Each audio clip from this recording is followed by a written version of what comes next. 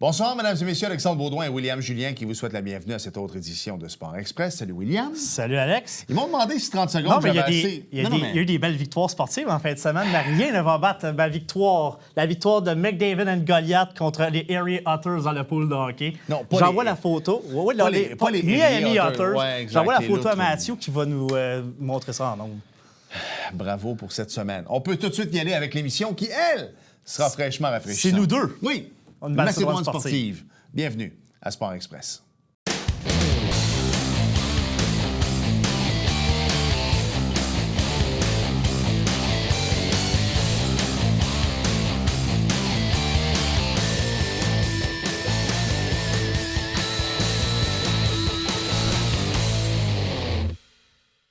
Ce sera une Macédoine sportive et Dieu sait que le mois d'octobre, il y a du sport, pas à peu près. Mais Will, il faut revenir parce que nous, les gens le savent, on tourne le mardi. Donc, hier, lundi, victoire du Canadien. Ça a passé vraiment rapidement dans les bulletins de sport parce que ce qui retient l'attention, c'est cette victoire des Blue Jays. Et moi, hier, j'étais dans un restaurant sportif et je suis parti. C'était 1-0 Blue Jays. Quand je suis arrivé à la maison, Mariners, quand je suis arrivé à la maison, c'était 1-1.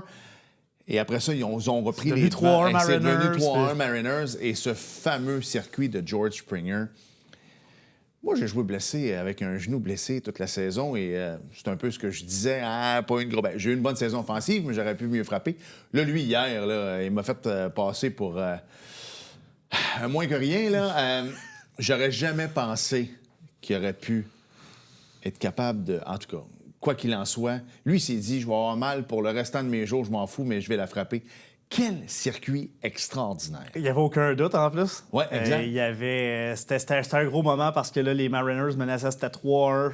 On lançait quand même bien. On amène Bazardo, qui quand même faisait du bon travail en relève. Ouais. Finalement, échappe une balle. Deux gars sur Parce qu'il l'a les échappé, chantiers. là, on le voit à la reprise. En plein, là. en plein. On va l'envoyer à Mathieu d'ailleurs, on va voir le circuit, là, mais tout a décapulté la balle. Il n'y avait aucun doute, puis après ça, les Blue Jays n'ont pas été menacés. C'était en 7e manche, fin de 7e. Ça a donné le ton pour le reste. Ensuite, on a amené Hoffman en relève pour fermer les livres en 9e. Il était intraitable. Tu sais, on dirait que pas tout ça en ligne pour les Blue Jays parce qu'ils travaillent fort depuis le début des séries éliminatoires, mais tu sais, Vlad Guerrero a eu une saison en deçà de ce qu'on pouvait s'entendre. On s'entend que c'était sa première année de son gros contrat. Lui, il lui reste encore 14 ans à quelques millions par année. Là, on s'entend, il va pouvoir acheter la République dominicaine au complet, comme la majorité des joueurs républicains. Mais c'était la première année. Il y a eu une saison correcte. Je pense même pas qu'il a atteint les 100 points produits. Pas Je suis loin, pas certain, mais une fin de saison catastrophique, on va se le dire. Ouais. Ça n'a pas bien Les été Blue pour Jays lui ont non failli plus. l'échapper. Les Yankees Exact. ont fait une remontée. Oui, puis ils ont terminé à égalité avec les Blue Jays. Avec les Yankees, la seule différence, c'est qu'ils avaient gagné leur série contre les Yankees. Hoffman, ça n'a pas été une saison extraordinaire pour lui non plus. Et là, on arrive en 30 série. quelques sauvetages, mais à peu près 25 dans jusqu'au mois de août. Exactement. Donc, lui aussi, ça a été une saison en dents de scie. Et là, on arrive des coups sûrs opportuns, de gros jeux défensifs également. Beau Bichette qui ne joue pas. On prend la chance de ne pas habiller Max Scherzer lors de la première série. Max n'était pas très content. Il est revenu dans la série contre les Mariners. Pas très content là non plus. Qu'on lui enlève la balle. Oui, exactement. Je pense que ça a été très, très viral sur les différents réseaux. Mais tout arrive à point pour les Blue Jays actuellement. Les performances de Vladimir en série, c'est la preuve d'un gars qui ne s'est pas assis sur son contrat, qui dit on l'a payé pour ça. On sait que les Blue Jays ont les éléments pour se rendre en série, mais avaient-ils les éléments pour gagner en série? C'est vrai. Donc, c'était ça qu'on voulait voir. Puis Vladimir a eu toute une série exceptionnelle. Les deux premiers matchs un peu plus timides, mais il s'est réveillé à partir du troisième match. Puis on a vu... on savait que quand c'était... Tu sais, ce qui a aidé les Blue Jays aussi, c'est que le bas de la formation frappe bien. Oui. Addison Barger et Ernie Clement. Varsho dans le milieu de la formation qui se rend considérablement sur les buts. Donc ça a aidé les Blue Jays. Ça a enlevé beaucoup de moins pression à Vladimir et à Springer depuis le début des séries. Ces gars-là peuvent se laisser aller, puis on a les résultats qu'on a aujourd'hui. Mais ça a été toute une série. Parce que moi, à 2-0, on s'en allait 3 matchs à Seattle. Je pense que c'est terminé pour les Blue Jays. Ça s'enlignait pour ça. Force de caractère. Puis en plus, la façon dont tu as perdu le match numéro 5, 10-3, je pense. Tu perds le match. Tu perds le match numéro 5, le grand chelem de Suarez. Je me disais, il va y avoir un certain momentum. Les Blue Jays ont fait ce qu'ils avaient à faire puis ils ont été très bons. Puis où est-ce que ça s'est joué? Dans le match numéro 6. Les 3 manches de suite où on a fini avec des doubles jeux, alors que les Mariners terminaient, ça aurait pu changer complètement l'allure de la série. Je veux dire quelque chose, quand je te taquine, moi, quand tu viens ici avec tes chemises fleuries, je t'appelle Rico Suarez. Depuis que je vois Suarez jouer au 3e but, lui, il a vraiment l'air d'un Suarez. Vous regarderez avec sa coupe de cheveux Longueuil en direct de Seattle et ses boucles d'oreilles qui doivent valoir 100 000 mais qui ont l'air d'en valoir 5 $. Mais lui, je trouve qu'il a l'air vraiment d'un Rico Suarez, mais quel joueur de balle quand même au 3e but. Les gens me demandent souvent, Alex, pourquoi les gars célèbrent tout le temps comme s'ils avaient gagné la Série mondiale après chaque série, que ce soit les séries division, les séries de championnat de la Ligue américaine comme celle-là et naturellement la Série mondiale? C'est que moi, je pense encore que le trophée le plus difficile à gagner, c'est la Coupe Stanley. On s'entend là-dessus. C'est dans le sens que ça fait mal, les gars jouent blessés, tout ça. La saison du baseball majeur, il faut revenir à l'époque. D'abord, c'est 162 matchs. C'est très, très long. Puis les gens qui disent que c'est pas un sport, vous jouerez au baseball 6 jours par semaine. Là, on s'en reparle. Mais ceci dit, c'est que dans une époque, il y avait seulement 2 équipes par division. Il y avait les 2 équipes, les champions de division, qui faisaient la finale de la Ligue américaine. Donc, les champions de l'Est de la nationale jouaient contre les premiers de l'Ouest de la nationale. Les gagnants, ça allait en Série mondiale. Donc, il n'y avait vraiment pas d'équipe. Donc, d'aller en éliminatoire à l'époque, c'était déjà difficile en soi. Donc, ça a été une tradition qui continue à être perpétuée. Donc, oui, tu gagnes rien, parce que tu gagnes une ronde de plus. Et même, il y a des équipes qui doivent gagner 2 rondes de plus depuis qu'on a ajouté 6 équipes. Donc, tu as une ronde wildcard, tu as la série de division, la série de championnat à gagner. Ça devient quand même difficile, surtout que la série, mettons, de division, de wildcard, c'est 3 matchs, tu peux jouer de 3 en 3. Là. Exact. Et le baseball, c'est un jeu d'échecs, on va se le dire. Et c'est le sport le plus individuel collectif. Donc, c'est très stressant, c'est éreintant, c'est... Tu sais, la balle dans la main, tu peux la tenir trop serrée, de tenir le bâton trop serré. Au hockey, c'est la même chose. Souvent, on dit, ouais, au hockey aussi, c'est stressant. Je suis d'accord, mais si tu fais un mauvais jeu, ton coéquipier peut venir te sauver. Le gardien de but est là si le défenseur fait une mauvaise passe, des choses comme ça. Au baseball, si tu fais une erreur, c'est excessivement coûteux. Je parlais de Bazardo, justement. Une erreur, mais c'est du 1 contre 1. Il ne peut pas se faire sauver. La balle est frappée d'aplomb. Et voilà. Tellement un beau sport. Parlons rapidement, parce que Louis Ardon nous a posé la question. Est-ce qu'ils ont une chance contre les Dodgers? Moi, j'ai tendance à dire non, mais en même temps, les Dodgers, hormis Ohtani, qui lui non plus a peut-être pas eu la saison. Il y a de très, très bonnes séries éliminatoires. Il y a eu une bonne saison, 50 quelques circuits encore là. Mais hormis lui, ça n'a pas été une saison de rêve pour les Dodgers non plus, là. Les Dodgers ont les Blue Jays ont une chance si on débute bien les matchs comme qu'on le fait. Si on est capable de prendre les devants. Oui, les Dodgers, évidemment, ils ont la force pour venir, là. Mais je pense que les Blue Jays, plus ils prennent les devants rapidement, plus c'est une équipe qui est à l'aise. Ouais. Donc, je pense si on est capable de faire ça, puis que John Schneider décide en Série mondiale de dire, là, c'est là, hey, si ton danseur partant est encore frais après 6 manches, continue. Parce que notre relève, au niveau de la relève, on va se faire. C'est sûr que les Dodgers ont une domination. Les Dodgers sont bons partout, mais il faut que le bas de la formation que je viens de parler doit continuer de frapper. De bien frapper pour les Blue Jays, je pense qu'ils ont une chance à ce niveau-là. Je pense pas que c'est une série qui va se finir en 4 non plus. J'avantagerais les Dodgers parce que la qualité de leur lanceur partant aussi, là, qui lance très bien. Yamamoto, Snell ont des matchs complets. Ohtani, 3 circuits, 10 rétro bâtons. Qui a déjà fait ça dans en fait, il parlait comme on voit même pas ça dans les ligues de balle molle récréatives. Exact. Et puis, il parlait comme quoi c'était probablement une des plus belles performances pour un athlète, tout sport confondu. Absolument. Et j'ai l'impression qu'on n'aura comme pas le choix de commencer à y penser. Là. Imaginez, 10 retraits au bâton dans un match pour un lanceur, c'est déjà extraordinaire. Rajouter, 3 circuits pour un frappeur dans un match, c'est extraordinaire. Mais mettez-le dans le même joueur. Même gars. Lui, il faut chaque dollar. Chaque scène. Ah, c'est fou. De toute façon, lui, avec les commandites, les Dodgers, ils déboursent même pas une scène.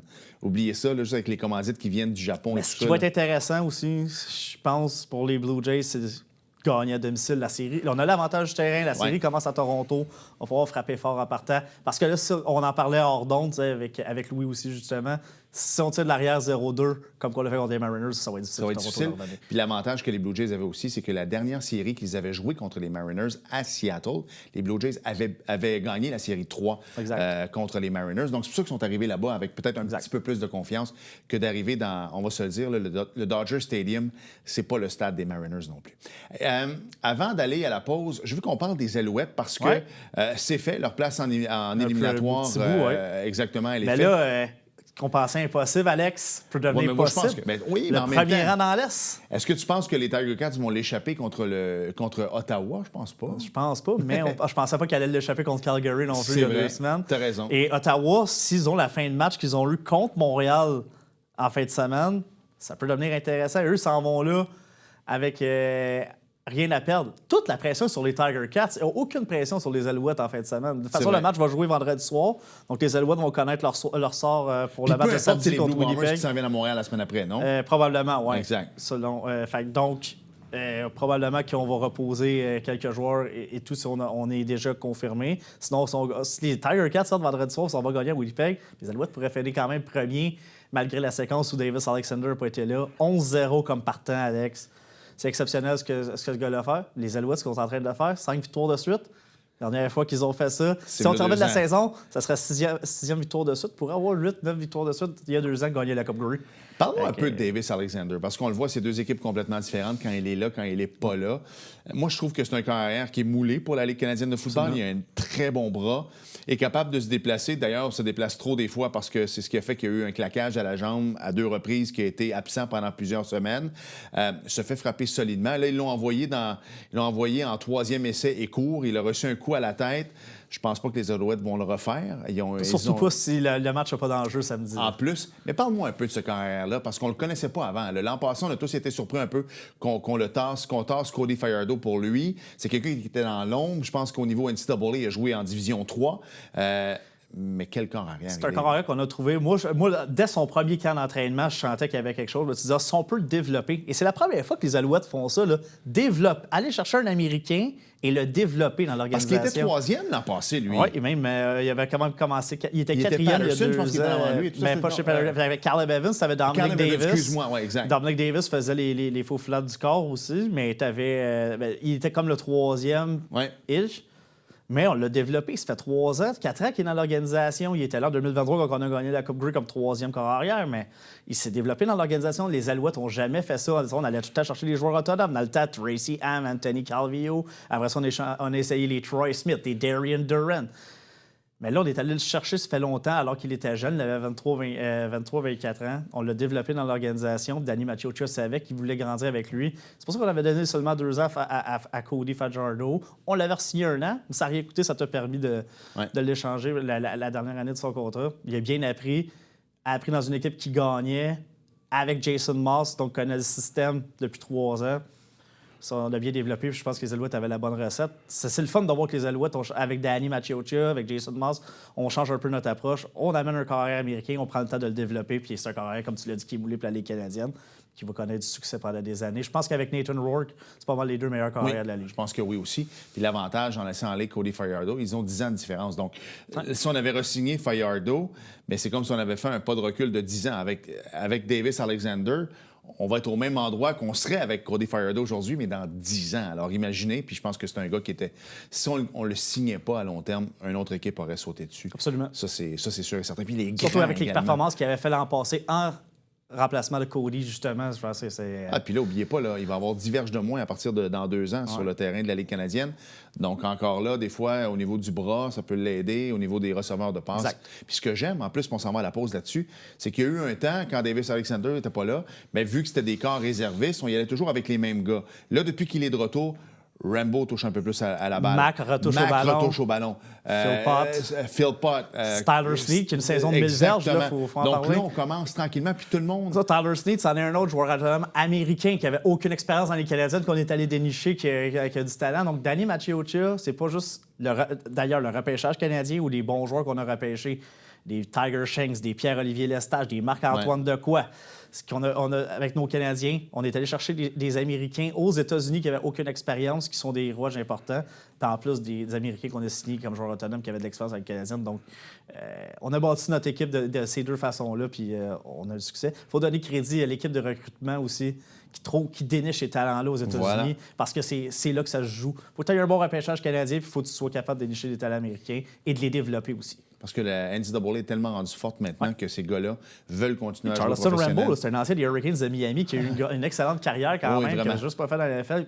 On l'a amené dans la Ligue canadienne, puis il est parfait pour jouer ce style-là. Exactement. On s'arrête le temps d'une courte pause. Il va falloir parler de l'excellent début de saison du Canadien et également du CF Montréal. On le sait, eux, on oublie les éliminatoires pour le CF. Grosse nouvelle. Mais grosse nouvelle qui est sortie mardi matin. On en reparle au retour. Bougez pas.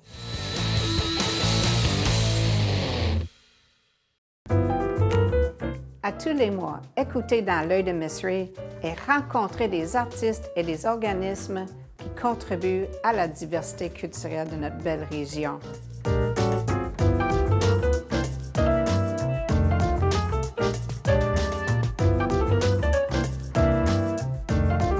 Ensemble, nous gardons l'art vivant. À tous les lundis, 18h30, sur les ondes de TVHR.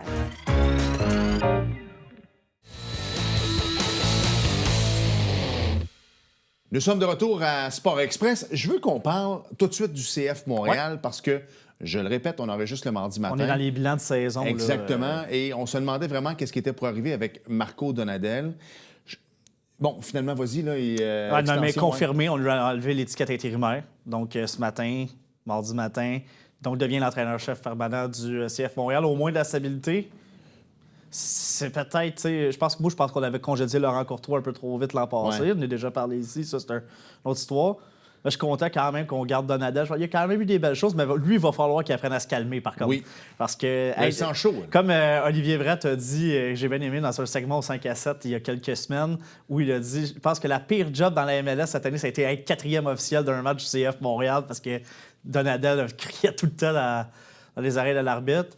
Si on peut, je pense que, tu sais, est-ce qu'on pourrait confier un rôle plus élevé à un gars comme David Sauvry, de peut-être s'occuper de peut-être plus calmer le tempérament de Marco Donadel. D'ailleurs, David Sauvry a dirigé un match cette année, puisque Donadel était Est-ce qu'il va être reconduit, tu crois, lui, avec Je pense que oui, parce que je sais qu'il y a des équipes qui étaient intéressées à lui, puis le CF Montréal a dit n'a pas fait suite. Donc, ça va être intéressant. Si on peut garder au moins de la stabilité dans le personnel d'entraîneur, maintenant, amener des joueurs désignés, des choses-là. Parce que là, on a commencé à faire le ménage. Là. En plus, dans les joueurs, hier, là, on a trois joueurs qui sont partis. Fernando Alvarez, je me comprends un peu mal, mais bon, on va essayer de faire confiance aux instances. Mais si on peut avoir une stabilité, là, ça commence par le personnel d'entraîneur. Si on peut... Là, j'espère qu'on ne conduira pas Donadel après 3 matchs l'an prochain parce qu'on va être choqués. Mais je crois que les fils ont moins...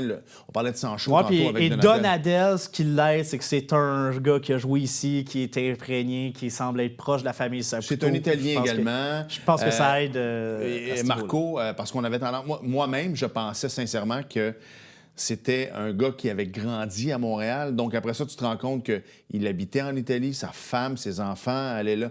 Ils ont suivi en Amérique. Donc, j'ai l'impression que lui, il était proche de la famille Saputo.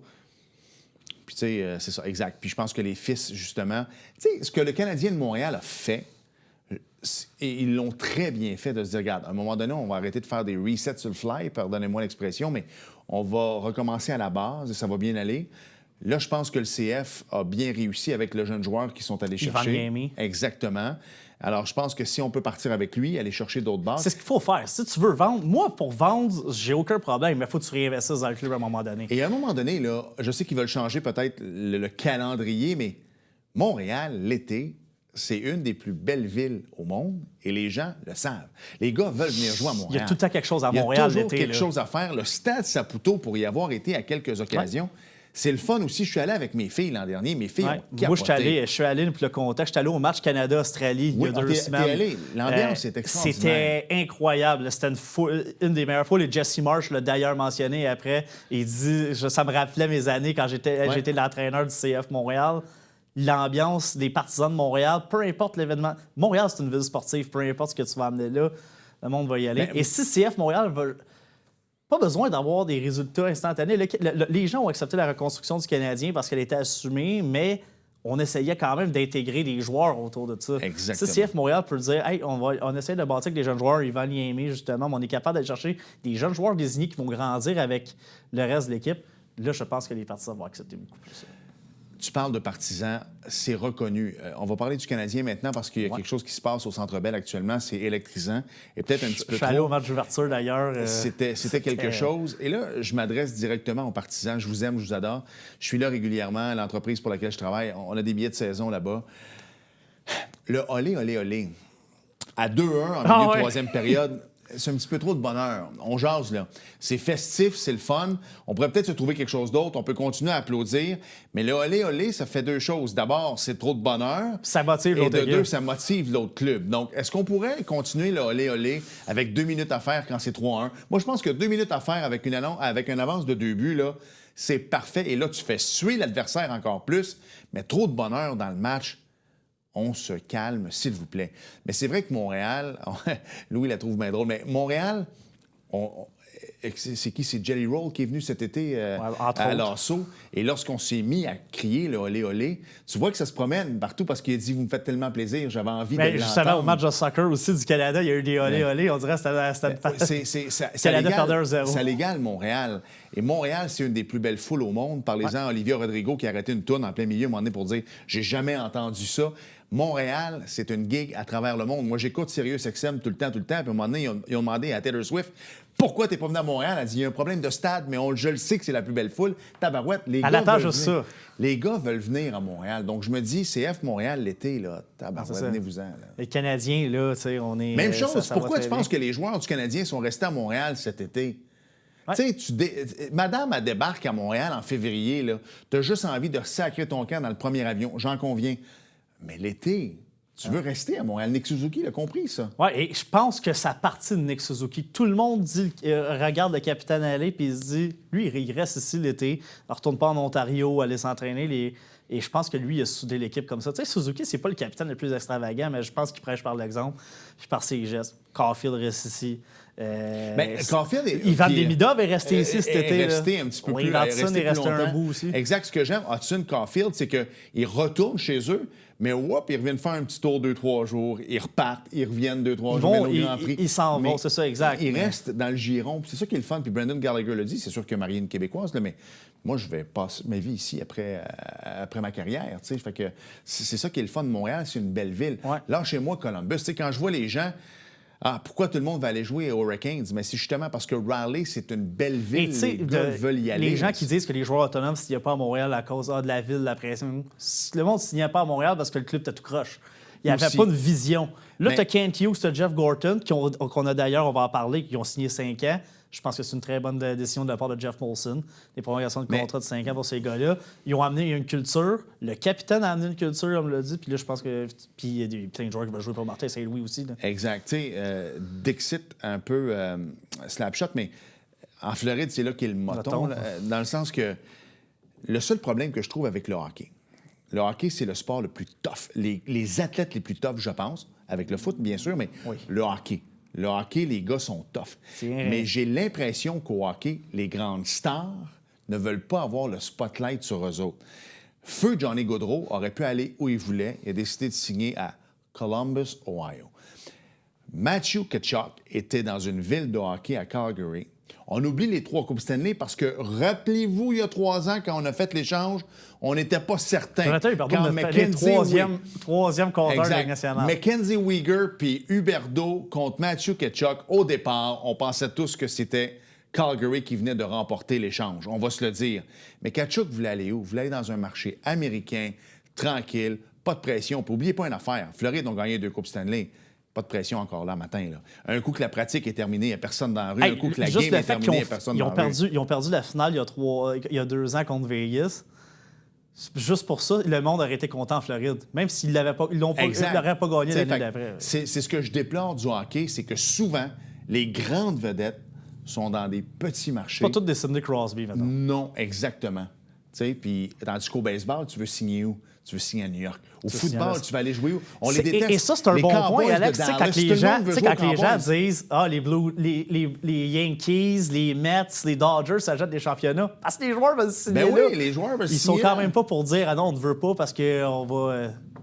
Ces équipes-là ont le luxe d'avoir d'argent puis payer la taxe de luxe s'ils dépassent un montant, mais les joueurs de baseball veulent jouer dans les grandes villes. Les joueurs de football veulent souvent jouer dans les grosses villes. Exact.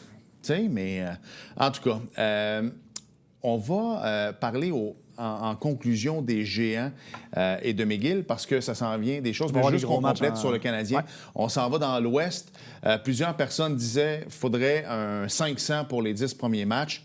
Maintenant qu'on est 5-2, je pense que pour les 10 premiers matchs, il faudrait quasiment terminer avec un 7-3. Là. Je pense que Calgary va être à la portée. Je pense que le match le plus difficile va être Edmonton. Ouais. Ça, c'est clairement. Les Canadiens ont des bonnes performances dernièrement dans les dernières années à Edmonton même avec un club en reconstruction. Donc, voyage qui va être intéressant.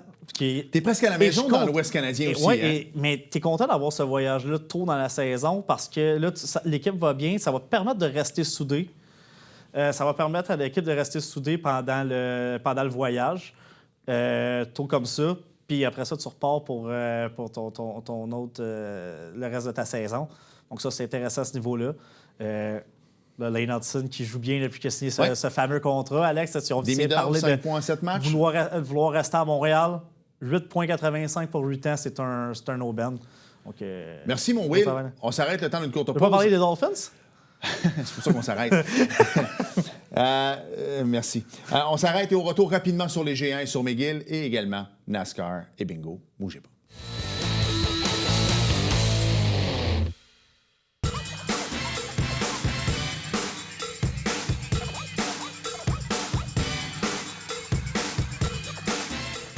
Dimanche, 9h30, Télé Bingo, on vous attend.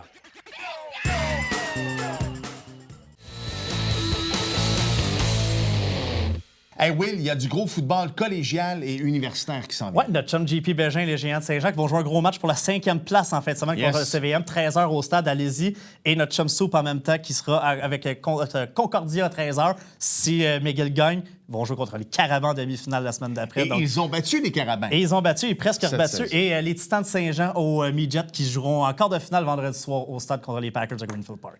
Wow! Du gros football. Yes! En fin de semaine et au cours des prochaines semaines, on l'espère. Il y avait du NASCAR rapidement. C'était à Talladega. C'est Chase Briscoe. Oh! Oui! Pas Ricky Bobby? Non, c'est Carl Martin Chase Jr. Briscoe. Et Louis, derrière la caméra, a eu la même réaction que moi. Qui? Il faut que je google son nom. Je me souviens de l'avoir nommé à quelques reprises. Et la prochaine course, c'est à Martinsville. Il reste 2 semaines. C'est tellement triste. Non. Pendant ce temps-là, est-ce que Max Verstappen va remonter en F1? J'ai l'impression que oui, ça va pas très bien pour McLaren. Au hein. moins là où il y a des vraies batailles en course. T'as raison. Tu sais ce qui va bien? Le bingo? Les gagnants du bingo. Il y Félicitations a à... des cartes de couleur. Exact. Félicitations à Louise Gravel, Christian Faust, Pierrette Grégoire, Carmen Beaulieu, Fernande Bondu, Michel Ferguson et attention, les gagnants de la carte bleue pour 1 500 $. Félicitations à Karine Joncan et à Geneviève Roy. Et il y a pas mal de dépositaires dans la région. Merci encore une fois de jouer au bingo. Will, merci beaucoup, mon Merci ami. Alex. Merci à vous d'avoir été là et à la semaine prochaine. Bye bye.